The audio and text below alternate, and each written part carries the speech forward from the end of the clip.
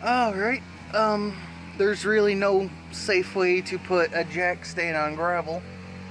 That's about as safe as I got. A 2x12 and a top of a dryer just to keep them flat. I'm going to try to hook them right in the frame up there and hopefully not drop it and kill myself or destroy my truck. But I'm going to let this thing down and hope for the best. Well, the rear end is basically just hanging here free now. U-bolts, well, they basically fell off because they weren't tight. The shocks, again, not tight. U-joint bolts, when I took the U-joint off, when I first pulled the 305, finger tight. I mean, literally finger tight. These ones had a smidge of torque, like maybe 2 pounds. I mean, there was nothing.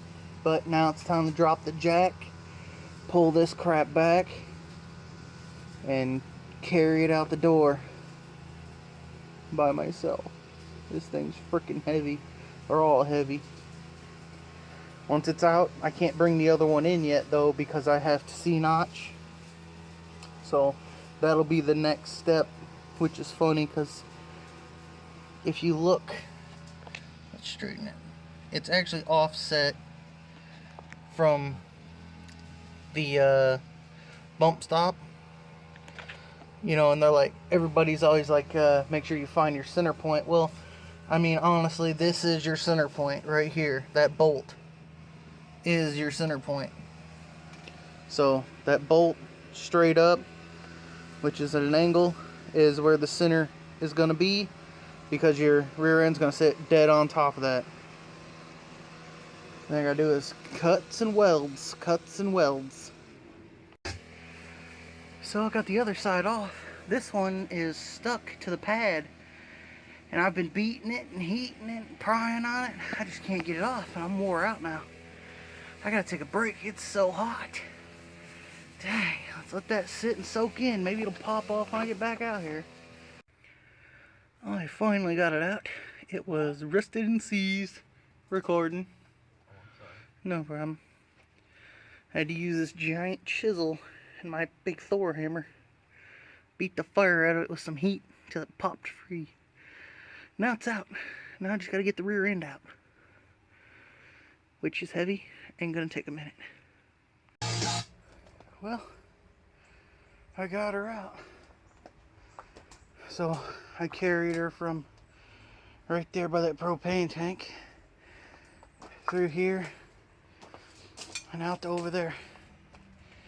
I don't know what them things weigh, but gosh, that right there did me for today. I'm shaking.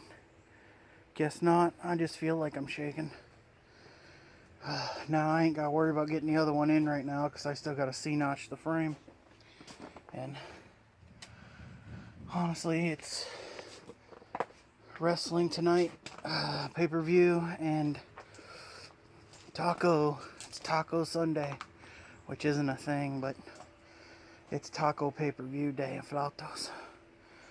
Fat boys gotta eat, so I'm gonna go call it again. Oh yeah, I guess I am shaking. You can see it in the phone. But tomorrow, after I do what I gotta do, I'll probably start the C-notch. Alright, so we're getting set up here to start on the friggin' C-notch. Keep wanting to call it the flip kit, but the C-notch. First things first, I gotta cut this thing apart for the C's. And I am also charging up my cameras to get better footage. I can wear the head cam while I'm working under here. But I will also need to do the, I have to put the center, get my center up to my frame. I just noticed something too, that these are the C blocks for the flip that I got before I got the other rear end. The other rear end's actually got them flipped on them already and welded. These are way offset backwards. Or is it forwards? I don't know. but I'll have to look on the rear end out here and see where they're placed, so that way I can use these to center up onto the frame to find out where my sides of the axle's actually going to go. But that'll be the first step, is finding out that information. Alright, so I used the cutoff wheel to cut a nice line there and plasma the rest out. Now I'm going to have to grind this all out on both of them. This one, this is the worst, this is the worst one. I was going to say worser. There's no such thing. This is the worst one. But gotta clean them all up. I'll have to clean all these edges on the sides, the back edges, and yeah, get them all ready to start mocking up and welding up.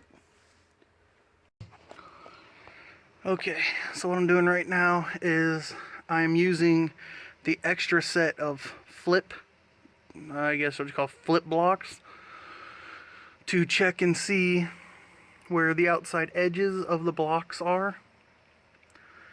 And what I'll do is, now that I know where the outside edges are, I'll take my C-notch, which, if you're thinking this ain't strong enough, this is actually a bulldozer bearing case I got at the scrapyard, so plenty strong enough.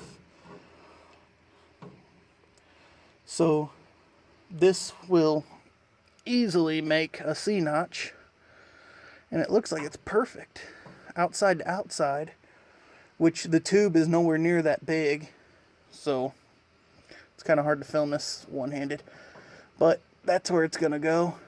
And I'll have to make a flat spot on both sides for it to fit, but that's where it's gonna be. And I made sure and checked my other rear end that the hole is facing forward, which is the way it's supposed to be, I guess. I've never done one, an axle flip, but I mean, that's the way it is on the other rear end, so that's the way it's going to be. Now I'm going to mock this up, mark it out, get it ready to cut out. Alright, I've got it to the point where I've got it marked and everything. So I'm going to jump over to the other side and mark it out and get it set up. I thought it was going to be a lot more difficult, but basically I jacked it up on the spring with the thing, the flip, and then seen where it was, the edges, and that's where it's going to live. I mean, whew, it's hot, but I got to get that other side marked too. Okay, say a little forehead cam. So we're gonna get this on. Let me get my gloves here. I am getting ready to cut the frame, and I'm pretty nervous about it. This is a perfectly good truck. I don't want to ruin it by cutting a frame and it bending in half, but I don't see how. I'm going to use the plasma at first. Clean it up with the grinder.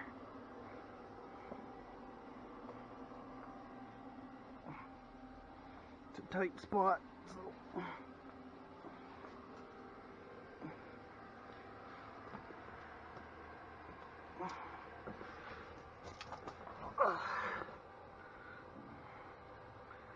get you guys some light under here.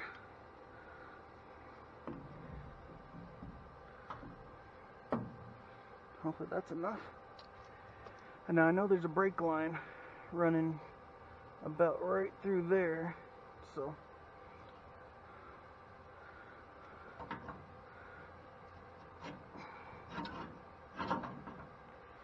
now we'll have to blow the rivets off of this, and this one will get cut right through it, so let's get started.